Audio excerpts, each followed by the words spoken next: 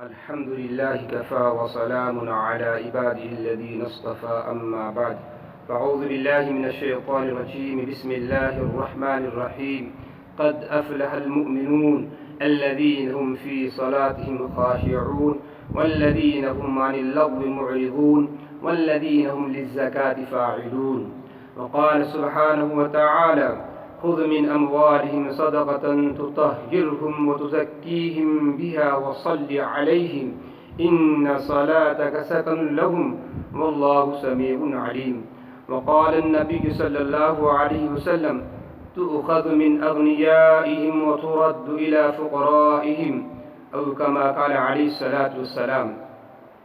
محترم سامعین، السلام علیکم ورحمۃ اللہ وبرکاتہ۔ آج کی اس نشست میں زکوٰۃ کے عنوان پر لب کشائی کی جائے گی۔ سب سے پہلے زکوٰۃ کسے کہتے ہیں، زکوٰۃ کے لغوی کیا معنی ہے، اس کو سمجھنے سے پہلے قرآن کریم کی جو آیتیں میں نے سورہ مومنین کی چند آیتیں پڑھی ہے، اس میں اللہ پاک نے ایمان والوں کی فلاح اور کامیابی کا راز بتلایا اور یہ فرمایا کہ قد افلح المؤمنون، اہل ایمان کامیاب ہو گئے۔ تو کامیاب کسے کہتے ہیں؟ قاموس میں لکھا ہے فلاح ہر مراد انسان کی حاصل ہونا اور ہر تکلیف دور ہونا، اسے فلاح کہتے ہیں۔ انسان کی ہر مراد پوری ہونا اور ہر تکلیف دور ہونا، اس سے بہتر کوئی اچھی تشریح کسی نے نہیں کی۔ اس میں سب چیزیں آ گئی۔ اس روئے زمین پر اللہ پاک نے اگر کسی کو ہفت اقلیم کی بادشاہت بھی عطا فرما دی تو اس کو بھی یہ دولت میسر نہیں ہو سکتی۔ فلاح کا لفظ دکھنے میں معمولی ہے لیکن وہ اپنے اندر بہت معنی لیے ہوئے ہے۔ تو قاموس نے لکھا ہے ہر مراد پوری ہونا، ہر مراد کا حاصل ہونا اور ہر تکلیف کا دور ہونا، اسے فلاح کہتے ہیں۔ تو زکوٰۃ دینے سے آدمی کو وہ فلاح اور کامیابی ملے گی، اور ایسی فلاح اور کامیابی وہ ملے گی کہ جس سے ہر مراد پوری ہوگی اور ہر تکلیف دور ہوگی۔ لیکن یہ دنیا میں نہیں ہوگا بلکہ آخرت میں ہوگا۔ دنیا میں اس کے فوائد اپنی جگہ پر مسلم ہیں، اور اللہ پاک نے نبیوں کو بھی دنیا میں یہ فلاح نہیں دی، اس لیے کہ انبیاء علیہ السلام پر بھی دنیا میں حالات آئے ہیں۔ اور فلاح جیسے میں نے کہا آپ کو کہ القاموس نے لکھا ہے ہر مراد کا حاصل ہونا اور ہر تکلیف کا دور ہونا، اس لیے فلاح کا لفظ اپنے اندر بڑی جامعیت کو لیے ہوئے ہے۔ اسی طریقے سے نبی علیہ السلام کو اللہ پاک نے یہ حکم دیا ہے خذ من اموالہم صدقہ، کہ آپ اہل ایمان سے زکوٰۃ کو لیجئے، اس سے کیا ہوگا تطہرہم وتزکیہم بہا، ان کے مال صاف ہوگے، پاک ہوگے، اور آپ ان کے لیے دعا کرو وصلی علیہم، اس لیے کہ آپ کا دعا کرنا ان کے لیے طمانینت کا باعث ہوگا، سکون کا باعث ہوگا۔ اور نبی علیہ السلام نے فرمایا کہ مالداروں سے زکوٰۃ لی جائے گی اور فقراء کو لوٹا دی جائے گی، فقراء کو دی جائے گی۔ اب زکوٰۃ کے لغوی معنی آتے طہارت کے، پاکی کے، برکت کے، بڑھوتری کے، اس کی بڑی تفصیلات ہیں۔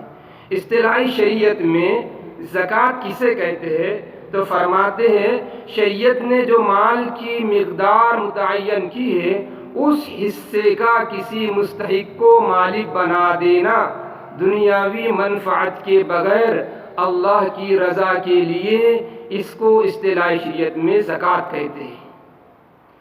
جو مال کی مقدار اللہ پاک نے متعین کی ہے اس حصے کا کسی مستحق کو مالک بنا دینا، کوئی دنیاوی منفعت کے بغیر، کوئی دنیا کے فائدے کے بغیر، اللہ کے رضا کے لیے، اس کو اصطلاحی شریعت میں زکوٰۃ کہتے ہیں۔ اب زکوٰۃ کا علم کب سیکھنا ضروری ہوتا ہے، مالک نصاب کب ہوتا ہے، اس کی تفصیلات ہے۔ جب آدمی مالک نصاب ہو گیا تو زکوٰۃ کا علم سیکھنا اس کے لیے ضروری اور لازم ہو گیا۔ اب مالک نصاب کب ہوتا ہے، اس کی شرائط کیا ہے، اس کی تھوڑی سی تفصیلات غور سے سماعت فرمائیں۔ یہ بڑا اہم اور پیچیدہ مسئلہ ہے، بار بار لوگ پوچھتے ہیں اور پوچھنا بھی چاہیے، اور اس کی مختلف شکلیں اور صورتیں ہوتی ہیں۔ 4 چیزیں اس میں سب سے اہم ہوتی ہیں۔ نمبر 1 سونا، گولڈ، چاندی، سلور، اور تیسری چیز کرنسی، روپیہ، رقم، نقدی رقم، اور چوتھی چیز مال تجارت۔ اگر ان چیزوں کو اچھی طرح سے سمجھیے، عربی میں 20 مثقال سونے کی مقدار کو شریعت نے زکوٰۃ کا معیار قرار دیا، چاندی کو 200 درہم کا، تولے کے اعتبار سے 7.5 تولہ سونا، 52.5 تولہ چاندی، اور گرام کے اعتبار سے 87 گرام 480 ملی گرام سونا، اور چاندی 612 گرام 360 ملی گرام۔ لیکن چونکہ اکثر و بیشتر ہمارے پاس مشترک مال ہوتا ہے، یعنی چاروں چیزوں میں سے تھوڑی تھوڑی زیادہ تر ہوتی ہے۔ اگر کسی آدمی کے پاس صرف سونا ہے، چاندی کچھ نہیں ہے، نقدی رقم بھی کچھ نہیں ہے، مال تجارت بھی کچھ نہیں ہے، تو شریعت اس سے یہ کہے گی کہ 7.5 تولہ چاندی جب تمہارے پاس ہو جائے گی، اس وقت تم مالک نصاب بن جائیں گے۔ لیکن چونکہ اکثر و بیشتر ایسا ہوتا ہے، چیزیں مشترک ہوتی ہے، کچھ سونا ہوتا ہے، کچھ چاندی ہوتی ہے، کچھ نقدی رقم ہوتی ہے، کچھ مال تجارت ہوتا ہے۔ اگر تھوڑا تھوڑا ہے، اگر کوئی بھی ایک چیز ہے اور سونے کو چھوڑ کر چاندی ہے یا روپیہ ہے یا مال تجارت ہے، 52.5 تولہ چاندی کی قیمت کو اگر پہنچ جاتی ہے تو زکوٰۃ واجب ہو جاتی ہے۔ مثلاً آج 21واں روزہ ہے، اگر میرے پاس 5,000 کا سونا ہے، 5,000 کی چاندی ہے، 5,000 کا نقدی کیش مال ہے، رقم ہے، اور 6,000 روپئے کا مال تجارت ہے، تو ٹوٹل حساب کریں گے تو 21,000 روپئے ہو جائے گی، اور تقریباً آج کے اعتبار سے 52.5 تولہ چاندی 21,000 روپئے میں مل جاتی ہے، جیسا کہ میں نے 2 دن پہلے دکان سے معلوم کیا۔ اسی طریقے سے اگر آج میرے پاس 21-22,000 روپئے آ گئے تو شریعت مجھ سے یہ کہے گی کہ آج آپ کے اوپر کچھ واجب اور ضروری نہیں ہے، آج سے 1 سال بعد یعنی آئندہ رمضان کو جب 21واں روزہ آئے گا، یعنی 1442 ہجری کا، اس وقت مجھے بیٹھنا پڑے گا اور میرا حساب کرنا پڑے گا۔ آج میرے پاس 22,000 روپئے تھے تو شریعت یہ کہیں گے آج آپ کو کچھ نہیں دینا ہے، لیکن جب 1 سال ہوگا، 1 سال کے بعد میں جب حساب کے لیے بیٹھوں گا، اس وقت میرا کلیکشن کرنا پڑے گا۔ کلیکشن میں فرض کیجئے سب ملا کر میرے پاس 1,00,000 روپئے ہو گئے، پھر اس میں سے مجھے قرضہ منہا کرنا پڑے گا، مائنس کرنا پڑے گا، الگ کرنا پڑے گا۔ مثال کے طور پر 1,00,000 روپئے کا آمدنی میری سال کی ہوئی، 20,000 قرضہ ہے تو 80,000 روپئے کے حساب سے 2,000 روپئے زکوٰۃ آئندہ سال جب 21واں روزہ آئے گا اس وقت میرے اوپر واجب ہوگی۔ اسے کہتے ہیں شریعت کی اصطلاح میں ہولان ہول، 1 سال کا گزرنا۔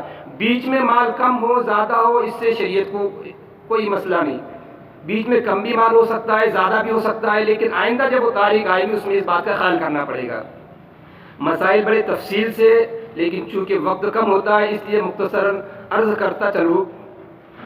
اسی طریقے سے مال تجارت کے اندر، اور اس میں بھی ایک چیز یہ ہے، حاجت اصلیہ سے یہ مال زائد ہو۔ اب حاجت اصلیہ کسے کہیں گے؟ مثلاً گھر کی کھانے پینے کی چیزیں ہیں، گھر ہے، رہائشی مکان ہے، کولر ہے، فریج ہے، موٹر سائیکل ہے، موبائل ہے، جو بھی ضروریات کی چیزیں، کپڑے ہیں، پہننے کے کپڑے ہیں، استعمالی کپڑے ہیں، یہ ساری چیزیں حاجت اصلیہ میں ہیں، حوائج اصلیہ حاجت اصلیہ میں ہیں، یہ ساری ضرورت کی چیزیں۔ یہ چیزیں ہونے کے بعد اگر کسی آدمی کے پاس 52.5 تولہ چاندی یا اس کی مقدار میں قیمت آ جاتی ہے، نقدی رقم یا مال تجارت کی شکل میں یا سونا سب کو ملا کر اتنی اگر رقم ہو جاتی ہے تو پھر اس کے اوپر 1 سال ہونے کے بعد حساب کرنے کے بعد 2.5% کے حساب سے زکوٰۃ نکالی جائیں گی۔ ایسے ہی بہت سارے مسائل اس طرح پیش آتے ہیں کہ آدمی تجارت کی نیت سے کوئی زمین خریدتا ہے لیکن بعد میں اس کی نیت یہ ہو جاتی ہے اس کو ہم مستقل رکھ لیں گے، بیچیں گے نہیں، تو اس کے اوپر بھی زکوٰۃ نہیں آتی۔ ایسے ہی کوئی گاڑی خریدا، تجارت کی نیت تھی لیکن بعد میں خریدنے کے بعد اس کی نیت بدل گئی، یا پلاٹ تھا، بلڈنگ تھی، مکان تھا، وہ خریدا لیکن نیت بدل جانے کی وجہ سے ان کے اوپر زکوٰۃ ساقط ہو جائے گی، ان کے اوپر زکوٰۃ نہیں آئے گی۔ سالانہ زکوٰۃ نکالنے کا وقت آنے کے بعد یہ ساری چیزیں کرنا پڑے گی، تو اس لیے زکوٰۃ کا نکالنا ضروری ہے۔ اسی طریقے سے عورتوں کے زیورات کا مسئلہ ہوتا ہے. مثلاً ایک عورت ہے جس کے پاس چاندی یا سونا ہے جس کی رقم 1 لاکھ کی مارکیٹ کا اس کا ریٹ ہے، لیکن وہ جب بیچنے کو جائے گی تو اس کی قیمت کم آئے گی. مثال کی طرف 1 لاکھ کا اگر لینے جب جائے گی دکان پر تو 1 لاکھ کی اس کو وہ چیزیں ملے گی، اور جب اس کو وہ فروخت تو کر رہی ہے، بیچ رہی تو 90,000 کی آ رہی ہے، تو 90,000 ہی کی اس عورت کو زکوٰۃ دینا پڑے گی یا اس مرد کو زکوٰۃ دینا پڑے گی سونا اور چاندی کے اعتبار سے. کہ توڑنے جب جاتے ہیں قیمت کم آتی ہے. بہتر یہ لکھا ہے فقہاء نے کہ وہ مارکیٹ کے اعتبار سے اس کی زکوٰۃ دے، لیکن چونکہ اس کے اوپر جو چیز اس کی ملکیت میں اس کی قیمت کم آ رہی ہے تو جتنی قیمت اس کی آئے گی اس کے اعتبار سے اس کو زکوٰۃ دینا پڑے گی. اسی طریقے سے مسئلہ ہے کہ رقم دی جائے یا اشیاء دیے جائے، اس میں دونوں شکلیں آپ کے پاس ہے. اگر آپ سمجھتے ہیں جس کو آپ زکوٰۃ دے رہے ہیں تو وہ اس لائق ہے، اگر وہ پیسہ صحیح استعمال کرے گا تو اس کو آپ رقم دیں تاکہ آسانی سے اس کی ساری چیزیں کر سکے. لیکن آپ کو یقین ہے کہ آپ اس کو پیسہ دیں گے تو وہ پیسہ اڑا دے گا، تو ایسی شکل میں اس کے لیے اشیاء خرید کر، کھانے پینے کی اشیاء خرید کر یا جو اس کی ضرورت ہے وہ چیز خرید کر آپ دیں تو اس کے لیے بہتر ہے. دونوں شکلیں ہیں. اسی طریقے سے کن کن لوگوں کو زکوٰۃ دینا جائز نہیں ہے، اس کی بھی تفصیل ہے. کہ اصول یعنی جو ہمارے ماں ہے، باپ ہے، دادا ہے، دادی ہے، نانا ہے، نانی ہے، پر نانا، پر نانی، پر دادا، اوپر کے جن سے ہم پیدا ہوئے ہیں وہ اصول کہلاتے ہیں، ان کو زکوٰۃ دینا جائز نہیں. فروع وہ لوگ کہلاتے جس سے ہماری نسل سے جو پیدا ہوئے، یعنی بیٹا ہے، بیٹی ہے، پوترا ہے، پوتری ہے، نواسا ہے، نواسی، یا ان کے اور نیچے کے، ان کو زکوٰۃ نہیں دی جا سکتی. اس لیے دوسرا، شوہر اپنے بیوی کو زکوٰۃ نہیں دے سکتا، بیوی اپنے شوہر کو زکوٰۃ نہیں دے سکتی. اسی طریقے سے اب غلام اور باندیوں کا دور نہیں ہے، ان کو بھی زکوٰۃ نہیں دی جا سکتی. ایسے ہی کافر کو بھی زکوٰۃ نہیں دی جا سکتی. ایسے انسان کو جو صاحب نصاب مالدار ہے، یعنی جس کی ملکیت میں 52.5 تولہ چاندی حاجت اصلیہ کے بعد، حاجت اصلیہ ہونے کے بعد اگر 52.5 تولہ چاندی کی قیمت ہے تو ایسے لوگوں کو بھی زکوٰۃ نہیں دی جائے گی. ایسے ہی صاحب نصاب مالدار کے غلام کو بھی زکوٰۃ نہیں دی جائے گی. اور مالدار کا چھوٹا بچہ ہے تو اس کو بھی زکوٰۃ نہیں دی جائے گی. سادات میں بنو ہاشم کی اور آل علی کی، آل عباس وغیرہ رضی اللہ عنہ کی، ان کے خاندان کو بھی جو سید جو کہلاتے ہیں ان کو بھی زکوٰۃ نہیں دی جائے گی. ان کو صاف ستھرا مال دیا جائے گا، اس لیے زکوٰۃ مال کا محل ہے. اب زکوٰۃ کن کن لوگوں کو دی جائے گی تو اللہ پاک نے اس کا مصرف قرآن کریم میں سورہ توبہ میں تفصیل سے بتلایا ہے. فرماتے اللہ پاک: انما الصدقات للفقراء والمساکین والعاملین علیہا والمعلفۃ قلوبہم وفی الرقاب والغارمین وفی سبیل اللہ وابن السبیل فریضۃ من اللہ واللہ علیم حکیم. اس آیت میں اللہ پاک نے 8 مصارف زکوٰۃ کو بتلایا ہے. سب سے پہلے فرمایا انما الصدقات للفقراء والمساکین، کہ زکوٰۃ کا مال فقراء اور مسکین کے لیے ہے.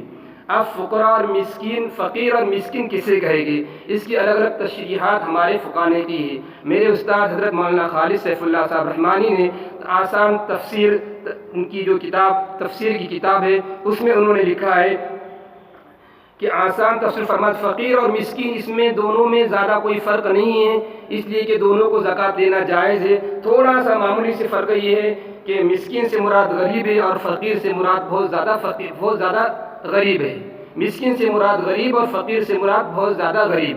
تھوڑا سا فرق، یعنی دونوں بھی مالک نصاب کے، دونوں کے پاس بھی مالک نصاب کے قدر مال نہیں ہے تو یہ دونوں کو زکوٰۃ دی جا سکتی ہے. بعض لوگوں نے کہا کہ جو لوگ منگتے ہیں وہ فقیر ہیں اور جو لوگ مالک نصاب سے کم ملکیت اپنے پاس رکھتے ہیں تو وہ لوگ مسکین ہیں. دونوں کو زکوٰۃ دی جا سکتی ہے. اسی طریقے سے فرماتے ہیں والعاملین علیہا، جہاں اسلامی حکومتیں ہوتی ہیں وہاں پر جو زکوٰۃ کے اصول کرنے کے لیے جو لوگ طے کیے جاتے ہیں ان کو بھی زکوٰۃ کے مال میں سے رقم دی جا سکتی ہے. اسی طریقے سے فرماتے والمعلفۃ قلوبہم، تعلیف قلب کے لیے اس کا حکم اب نہیں ہے، اس کی بھی مختلف شکلیں اور صورتیں ہیں. اسی طریقے سے فرماتے وفی الرقاب، اور غلام اور باندیوں کا بھی دور نہیں ہے، لہٰذا یہ بھی ابھی اس کا حکم نہیں رہے گا. جب یہ دور آئے گا تو یہ حکم دوبارہ شروع ہوگا. والغارمین، اور مقروض جس کے قرض کی ادائیگی جس کے قرض کے ادا کرنے کے لیے جس کے پاس پیسہ نہیں ہے، مال و دولت نہیں ہے، جو مقروض ہو چکا ہے، جو قرض کے بوجھ میں دب چکا ہے، ایسے انسان کو بھی زکوٰۃ دی جا سکتی ہے۔ اسی طریقے سے فرماتے وابن السبیل، اللہ کے راستے میں، اس سے اصل مجاہدین مراد تھے جو الہ کلمۃ اللہ کے لیے اللہ کے راستے میں جاتے تھے۔ اس کے ذیل میں ہمارے علماء لکھتے ہیں کہ مدارس بھی ہے جس سے دین کی نشر و اشاعت ہوتی ہے، دین کے تحفظ کے قلعے ہیں اور دین کے معین و مددگار ہے، جس سے دین پھیلتا ہے اور پوری امت میں دین پھیل رہا ہے، خصوصاً ایسے ملکوں میں جہاں اپنے بل بوتے پر مسلمان اپنے کمائی کے اوپر چلاتے، جیسے ہمارے ہندوستان ہے اور بھی دیگر ممالک ہے، یہاں پر ایسے مدارس میں زکوٰۃ دینے میں دوہرا اجر ہے، ایک اشاعت علم کا اور دوسرا مستحق کو پہنچانے کا۔ ایسے ہی دوہرا اجر غریب کو، ایک رشتہ دار ہے غریب ہے تو اس رشتہ دار غریب کو بھی دینے میں، زکوٰۃ دینے میں دوہرا اجر ملے گا۔ اس کو نبی علیہ السلام فرمایا کہ دوہرا اجر ایک تو قرابت کی وجہ سے اور دوسرا مستحق ہونے کی وجہ سے۔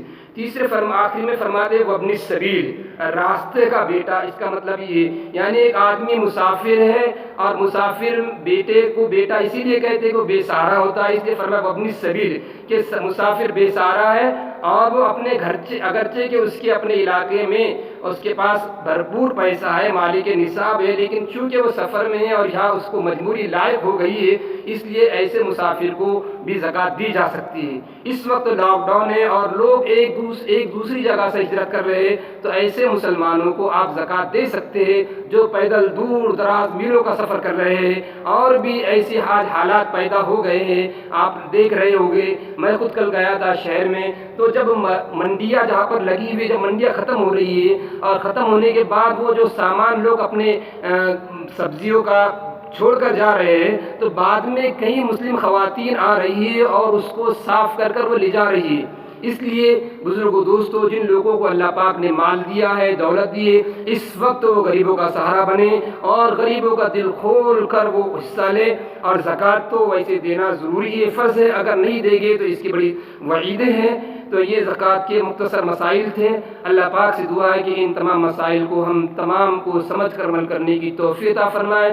جو چیزیں نہیں سمجھ میں آتی اپنے علاقے کے علماء کرام سے، مفتیان نظام سے، جو مسائل سے واقفیت رکھتے ان سے پوچھے اور اس فریضے کو ادا کرنے کی کوشش کرے۔ یہ آخر عشرہ چل رہا ہے، اللہ پاک سے دعا ہے کہ اللہ پاک آخر عشرے میں ہم تمام کی جائز تمنا کو پورا فرمائے اور اس وبائی مرض یعنی کورونا وائرس سے اللہ پاک ہم تمام کو چھٹکارا نصیب فرمائے اور جلد از جلد اس بیماری کو ختم فرمائے۔ اللہ پاک اپنے مرضیات پہ چلائے، آمین۔ وآخر دعوانا الحمدللہ۔